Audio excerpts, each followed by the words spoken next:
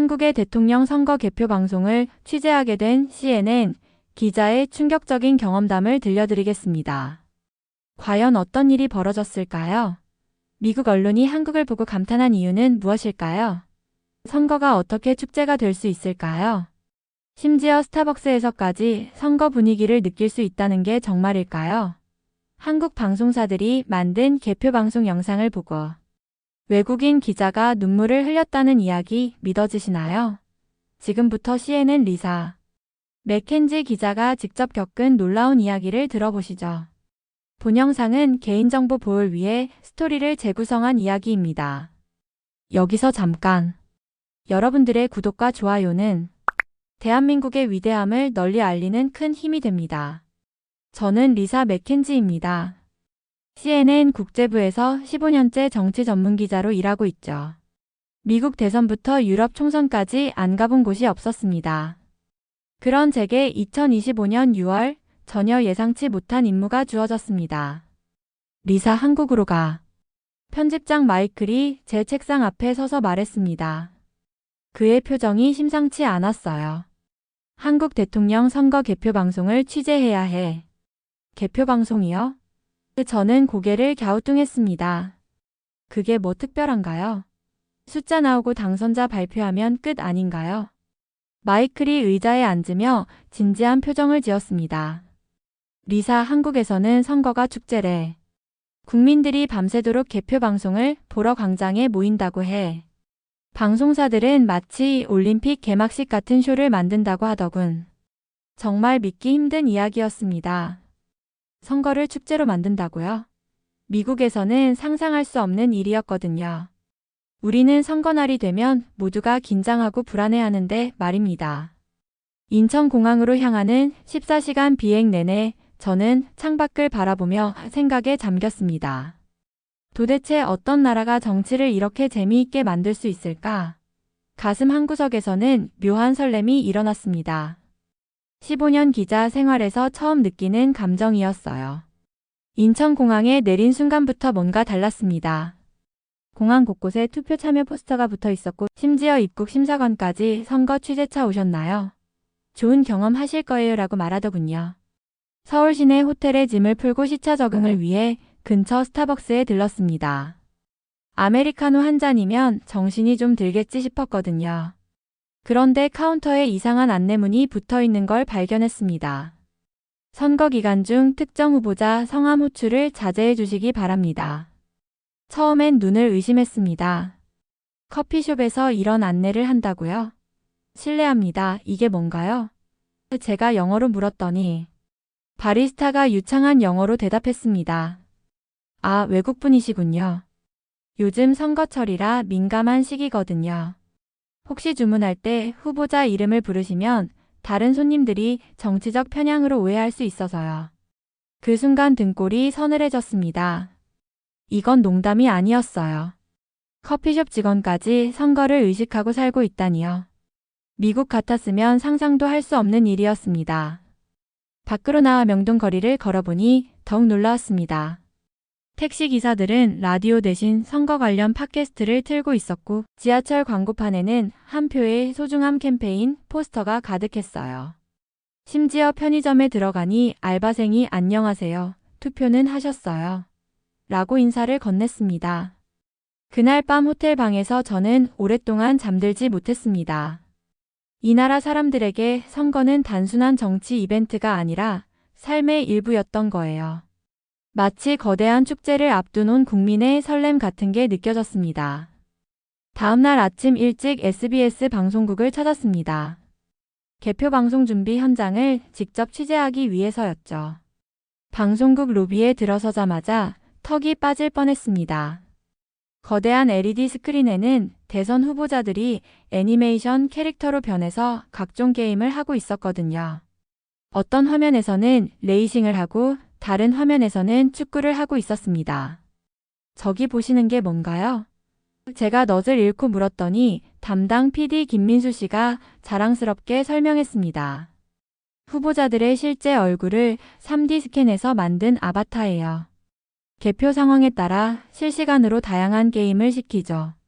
정말 황당했습니다. 어떤 화면에서는 후보자들이 오징어 게임에 딱지치기를 하고 있었고 또 다른 화면에서는 랩 배틀을 벌이고 있었어요. 미국 같았으면 벌써 항의 전화가 수백 통 걸렸을 텐데요. 제가 중얼거렸습니다. 여기서는 달라요. 김 PD가 웃으며 대답했습니다. 시민들이 오히려 즐거워해요. 정치가 딱딱하고 지루할 필요는 없잖아요. 스튜디오 안으로 들어가니 더욱 놀라웠습니다. 한쪽에서는 특수효과팀이 바쁘게 움직이고 있었고 다른 쪽에서는 음향팀이 웅장한 배경음악을 테스트하고 있었어요. 혹시 영화 촬영하시는 건가요? 아니에요. 개표방송용 오프닝 영상이에요. 김 PD의 대답에 저는 또 한 번 놀랐습니다. 이 정도면 헐리우드 블록버스터 수준이었거든요. 연출진들이 모여서 열띤 토론을 벌이고 있었습니다. 이번엔 어떤 컨셉으로 할까요? 역사와 현재를 연결하는 건 어때요? BTS부터 손흥민까지 다 넣어보죠. 그 순간 깨달았습니다. 이들에게 개표 방송은 단순한 뉴스가 아니라 온 국민이 함께 보는 거대한 쇼였던 거예요. 개표일 당일 아침 6시 저는 이미 명동 거리에 나와 있었습니다. 시민들의 생생한 목소리를 듣고 싶었거든요. 투표소 앞에는 벌써 긴 줄이 서 있었어요. 어머, 이렇게 일찍 오셨어요? 제가 한 아주머니에게 물었더니 그분이 환하게 웃으며 대답했습니다. 손자 미래가 걸린 일인데 어떻게 안 와요? 한 표 한 표가 우리 아이들 운명을 바꾸는 거잖아요. 그 말이 가슴 깊숙이 와닿았습니다. 이 할머니에게 선거는 단순한 투표가 아니었어요. 사랑하는 손자를 위한 간절한 선택이었죠. 옆에 서 있던 대학생도 마찬가지였습니다.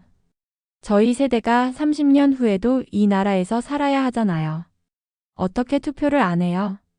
오후 내내 여러 투표소를 돌아다니며 시민들을 인터뷰했습니다. 70대 할아버지는 6.25 전쟁을 겪은 세대로서 이 소중한 투표권을 포기할 수 없다고 했고 20대 청년은 K-팝으로 유명해진 우리나라가 민주주의로도 유명해졌으면 좋겠다고 말했어요. 오후 6시 투표가 마감됐습니다. 그리고 7시에 발표된 투표율을 듣는 순간 저는 숨이 멎는 줄 알았습니다. 79.4%였거든요. 정말 놀랍네요. 옆에 있던 한국 기자 박수진 씨에게 말했더니 그분이 웃으며 대답했습니다. 리사 씨, 아직 놀랄 때가 아니에요. 진짜는 지금부터거든요.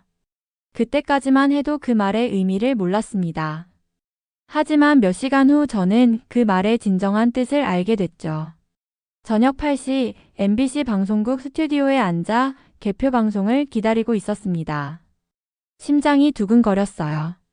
도대체 어떤 걸 보여줄지 궁금했거든요. 8시 정각 화면이 어두워지더니 웅장한 음악과 함께 영상이 시작됐습니다. 첫 장면은 일제강점기였어요. 안중근 의사가 이토 히로부미를 저격하는 장면이 나왔죠. 이어서 유관순 열사가 태극기를 들고 대한독립만세를 외치는 모습이 나왔습니다. 그 순간부터 제 심장이 빨리 뛰기 시작했어요. 한국전쟁 장면이 이어졌습니다. 폐허가 된 서울, 눈물 흘리는 피난민들, 그리고 희망을 잃지 않는 사람들의 모습이 교차됐죠. 베트남 전쟁에 참전한 한국 군인들, 독일 광부로 떠나는 아버지들의 뒷모습도 보였습니다. 그 다음은 민주화 운동이었습니다. 4.19 혁명, 5.18 광주민주화 운동, 6월 항쟁까지. 민주주의를 위해 목숨을 바친 사람들의 이야기가 펼쳐졌어요. 화면이 바뀌면서 현대 한국이 나타났습니다. 88 올림픽, 2002 월드컵, 그리고 BTS가 유엔에서 연설하는 장면까지 이어졌죠. 봉준호 감독이 오스카상을 받는 모습, 손흥민이 골을 넣는 장면도 나왔습니다. 마지막 장면에서 모든 인물들이 한자리에 모였습니다. 안중근 의사, 유관순 열사, 김구 선생님, 그리고 현재의 젊은이들까지 모두가 환하게 웃으며 태극기를 흔들고 있었어요. 유관순 열사가 마지막으로 대한독립 만세, 대한민국 만세를 외치는 순간 제 옆에 앉아있던 한국 시민 한 분이 눈물을 닦는 것을 봤습니다. 저도 모르게 목이 메었습니다. 이건 단순한 개표 방송 오프닝이 아니었어요. 대한민국이라는 나라가 걸어온 험난한 길, 그리고 그 길을 함께 걸어온 사람들의 이야기였습니다. 저도 처음 봤을 때 울었어요. 옆에 있던 박 기자가 속삭였습니다. 매번 이래요. 선거 때마다 이런 영상을 만들어요. 그래서 국민들이 개표 방송을 기다리는 거예요. 개표가 본격적으로 시작되자 저는 서울역 광장으로 향했습니다. 시민들이 대형 스크린을 보며 개표 상황을 지켜보고 있다는 소식을 들었거든요. 정말 상상을 초월하는 광경이었습니다. 수백 명의 시민들이 추운 12월 밤에 광장에 모여 개표 방송을 보고 있었어요. 마치 월드컵 결승전을 보는 것 같았습니다. 우와, 1번 후보 지지율이 올라가네요. 한 대학생이 소리쳤습니다. 아직 몰라요. 수도권 개표가 남았어요. 옆에 있던 아주머니가 대답했죠. 정말 놀라운 건 이들이 서로 다른 후보를 지지하면서도 전혀 싸우지 않는다는 점이었습니다. 오히려 서로의 의견을 존중하며 건전한 토론을 벌이고 있었어요. 이번 후보 공약이 더 현실적인 것 같아요. 한 시민이 말했습니다. 하지만 3번 후보가 더 혁신적이잖아요. 다른 시민이 대답했죠. 그래도 우리가 선택한 사람이 대통령이 되는 거니까 누가 되든 축하해야죠. 이런 대화를 듣고 있으니 감동이 밀려왔습니다. 이게 바로 성숙한 민주주의구나 싶었어요. 오후 11시 30분쯤 당선자가 결정됐습니다. 승리한 후보 지지자들은 환호했고 아쉬워하는 사람들도 있었습니다. 하지만 놀랍게도 모든 사람들이 박수를 치며 결과를 받아들였어요.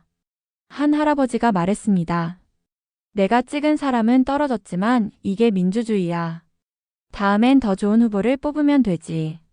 그 순간 깨달았습니다.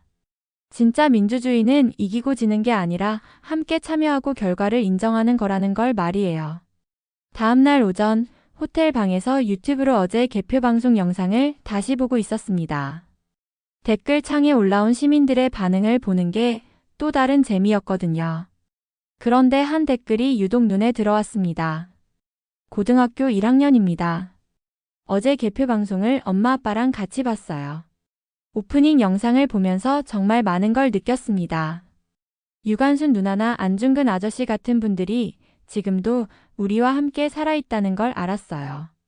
저도 3년 후엔 투표할 수 있어요. 그때까지 열심히 공부해서 우리나라를 더 좋게 만드는데 도움이 되고 싶습니다. 이 댓글을 보는 순간 또 눈물이 났습니다. 17살 학생이 이런 깊은 생각을 하다니요. 한국의 미래가 밝은 이유를 확실히 알 것 같았습니다. 다른 댓글들도 비슷했습니다. 우리 아이가 개표 방송 보면서 한국사 책을 꺼내서 보더라고요. 정치에 관심 없던 남편이 다음 지방선거 때 꼭 투표하겠다고 하네요. 캐나다에 살고 있는데 한국이 이렇게 자랑스러울 수가 없습니다. 이런 댓글들이 수천 개씩 달려 있었어요. 욕설이나 비난 댓글은 거의 없었습니다. 모두가 감동받고 자랑스러워하고 있었죠. 특히 해외 거주 한국인들의 댓글이 많았습니다. 미국에 20년 살았는데 이런 선거 방송은 처음 봐요. 독일에서 보는데 정말 대단해요. 일본에 사는 한국인인데 정말 뿌듯합니다. 한국 사람들에게 선거는 단순한 정치 행사가 아니라 온 국민이 하나가 되는 소중한 시간이었던 거예요. 일주일간의 취재를 마치고 다시 미국으로 돌아가는 비행기에 몸을 맡겼습니다. 창밖으로 보이는 서울의 야경이 유난히 아름다워 보였어요. 지난 일주일을 되돌아보니 감회가 새로웠습니다. 한국에서 본 선거는 제가 지금까지 가지고 있던 모든 고정관념을 완전히 바꿔놓았거든요. 정치가 이렇게 따뜻하고 재미있을 수도 있다는 걸 처음 알았습니다. 국민들이 정말로 주인이 되어 참여하는 진짜 민주주의를 봤어요. 승부보다는 참여가, 결과보다는 과정이 더 중요하다는 걸 깨달았습니다. 미국에 도착해서 동료들에게 이야기했더니 모두가 믿지 못하겠다는 반응이었습니다. 정말 그런 일이 일어났다고요? 선거를 축제처럼 한다고요? 네, 제가 직접 봤습니다. 믿기 힘들지만 모두 사실이에요. 편집장 마이클에게 보고서를 제출하면서 말했습니다. 한국의 선거는 이제 전 세계가 배워야 할 민주주의의 모델이 됐어요. 숫자와 결과만 중요한 게 아니라 과정과 참여가 더 소중하다는 걸 보여줬거든요. 그날 밤 집에 돌아와 15년 기자 생활을 돌이켜봤습니다. 수많은 선거를 취재했지만 이렇게 감동받은 적은 처음이었어요. 한국 사람들이 보여준 성숙한 시민의식, 따뜻한 배려, 그리고 미래에 대한 희망이 계속 마음에 남았습니다. 제가 한국에서 배운 가장 큰 교훈은 이것입니다. 민주주의는 제도가 아니라 정신이라는 것, 그리고 그 정신을 만드는 건 바로 시민 한 사람 한 사람이라는 것 말이에요. 언젠가 기회가 되면 꼭 다시 한국을 찾고 싶습니다. 그리고 한국의 아름다운 민주주의가 전 세계로 퍼져나가는 모습을 계속 지켜보고 싶어요. 세상을 더 따뜻하게 만드는 건 바로 이런 시민들의 마음이니까요. 오늘의 사연은 여기까지입니다. 지금까지 월드스토리TV 저는 유나였습니다. 여러분의 생각을 댓글에 작성해주세요. 또한 대한민국의 위대함을 널리 알리기 위해 구독, 좋아요로 함께 해주세요. 오늘도 좋은 하루 되세요. 감사합니다.